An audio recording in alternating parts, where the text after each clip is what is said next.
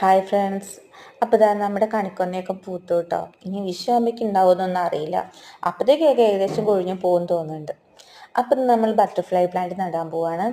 അപ്പോൾ അതായത് ഞാൻ എപ്പോഴും നടുമ്പോൾ അതിൻ്റെ തണ്ട് ഭാഗമാണ് എനിക്ക് നടാൻ കിട്ടാറ് കേട്ടോ. ഇത്തവണ ഞാൻ ഒരു വീട്ടിൽ പോയി ചോദിച്ചപ്പോൾ അതിൻ്റെ കിഴങ്ങോട് കൂടി തന്നെ എനിക്ക് പറിച്ചു തന്നു. അപ്പം അങ്ങനെ ഞാൻ കിഴങ്ങോട് കൂടി വെച്ചപ്പോൾ നല്ല ഹെൽത്തി ആയിട്ട് തന്നെ വരുന്നുണ്ട്. അപ്പോൾ ഞാൻ പറിച്ചു നോക്കുമ്പോൾ അതാ നല്ല വേര് വന്നിട്ടുണ്ട്. കണ്ടോ, ഏകദേശം നല്ല ഒരുപാട് വേരുകൾ വന്നിട്ടുണ്ട്.